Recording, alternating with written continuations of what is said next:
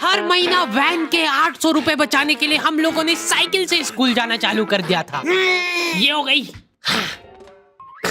चार लौंडे थरथराती ठंड में साइकिल से स्कूल जाते हैं, ब्लेजर, टोपा, मफलर बांध बुंदा के। एक तो ये ब्लेजर बहुत अजीब था हमारे स्कूल का।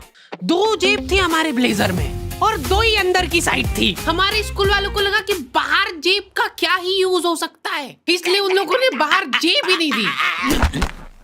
क्या करूं मैं इस जेब का? ठंडी लग रही है तो हाथ अंदर वाली जेब में ही डाल के चलना पड़ता था। कोनी से साइकिल चला के आते थे हम लोग स्कूल। सबको ऐसा लगता था कि हम लोग अपाहिज हैं।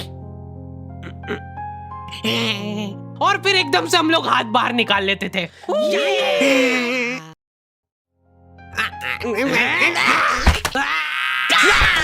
मजाक बना के रख दिया डिसेबिलिटी को। अपाहिज लोगों की रिस्पेक्ट कम हो गई थी हमारी वजह से, लेकिन लड़कियां खुश हो गई थी इस इनोवेशन से। उनको लगा था कि ब्रा का खर्चा नहीं करना पड़ेगा, अपना जो भी सामान है उसको एकदम जेंटली इन जेबों के अंदर प्लेस कर देंगे। लेकिन इसमें एक छोटी सी दिक्कत थी। स्कूल वालों ने लड़कियों के ब्लेजर में एक ही जेब रखी थी। तुम लोग नहीं समझोगे कितना मुश्किल होता है एक ही जेब में इतना सारा सामान घुसाना।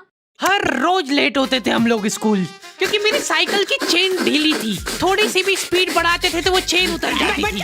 लेकिन पापा ने मेरे को प्रॉपर ट्रेनिंग दे रखी थी चेन चढ़ाने की। एक जना ऐसे खींचेगा टायर, उतने में अपने को पानी से फटाफट कस देना है। ये हो गई टाइट। बैग में पाना पेचकस रख के लाना पड़ता था मेरे को स्कूल, कि कभी भी रास्ते में चेन उतर सकती है। इमेजिन करो एक बार कि तुम चुपचाप वैन में बैठ के जा रहे हो, बीच सड़क में 4 लौंडे साइकिल पलटा के ये फटाफट क्लास में बैठे हुए मेरे को डर बना रहता था कि कोई गलती से मेरा बैग चेक नहीं कर ले।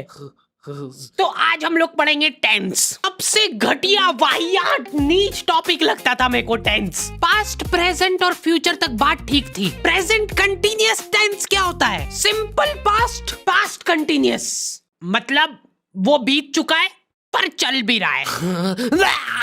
क्या है ये? कितना भी समझ लो इस टॉपिक को, एग्जाम में जाके तुमको अंदाजे से ही सेंटेंस चूज करना पड़ेंगे कि ये सुनने में अच्छा लग रहा है तो यही होगा सही। एग्जाम में इन्विजिलेटर हमको क्वेश्चन पेपर पे कुछ नहीं लिखने देता था। इनको ऐसा लगता था कि हम लोग क्वेश्चन पेपर पे आंसर लिख लिख के चीटिंग करेंगे।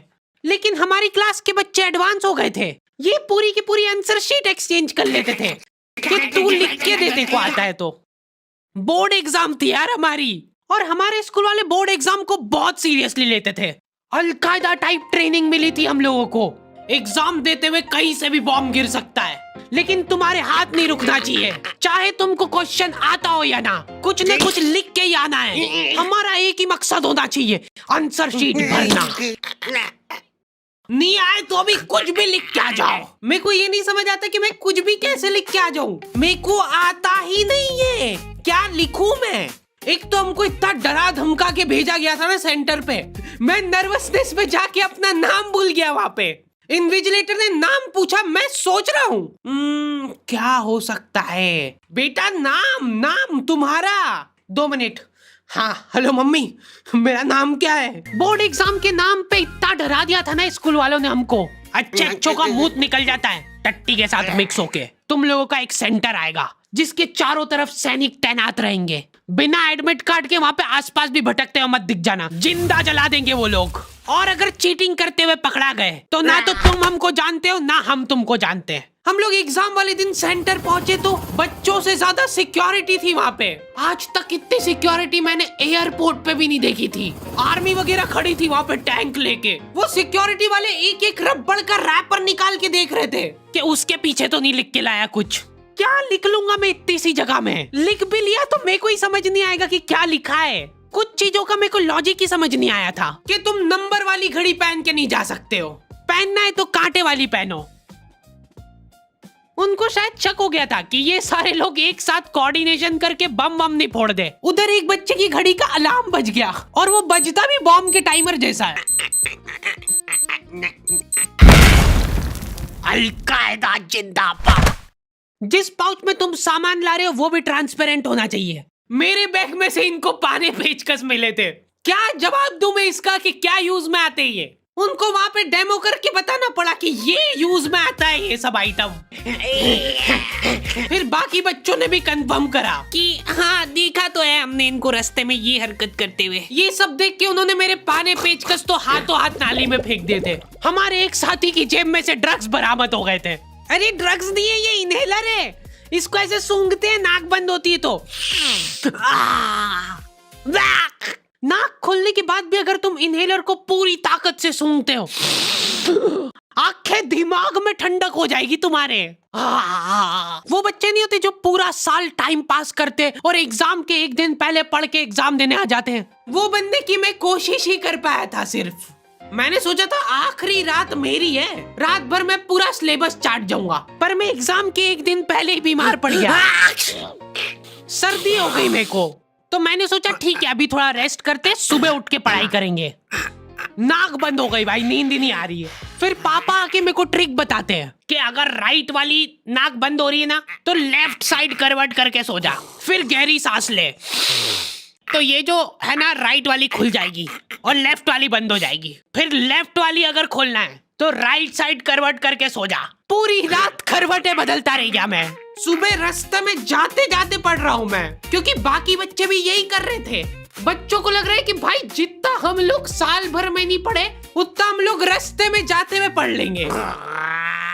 रास्ते में ऐसे कॉपियां लेके घूम रहे जैसे इनसे ज्यादा पढ़ाकू कोई हो ही ना। सुबह हम सब लोग सेंटर लेट पहुंचे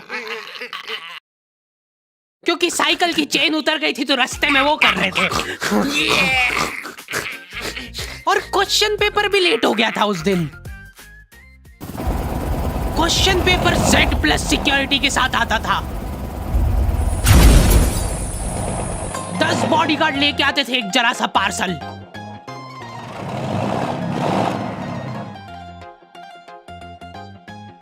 और फिर देने के बाद बोलते थे ये असली पार्सल नहीं है। असली नहीं है तो जोर से भी बोल सकते हो, ये असली पार्सल नहीं है।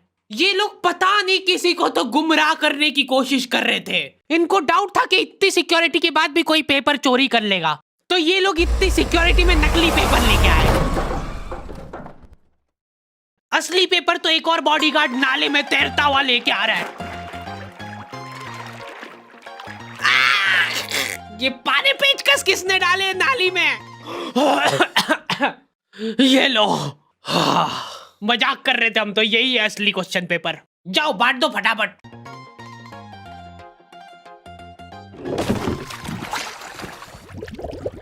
ये अपना आपस में एक दूसरे को गुमराह कर रहे थे। एक बार बस सोच के देखो कि ये सारी हरकतों के बाद भी अगर पेपर लीक हो गया। सोचो एक आदमी टेलीग्राम पे क्वेश्चन पेपर बेचने लग गया था, वो भी एग्जाम के महीने भर पहले से। तब तक क्वेश्चन पेपर बना भी नहीं था।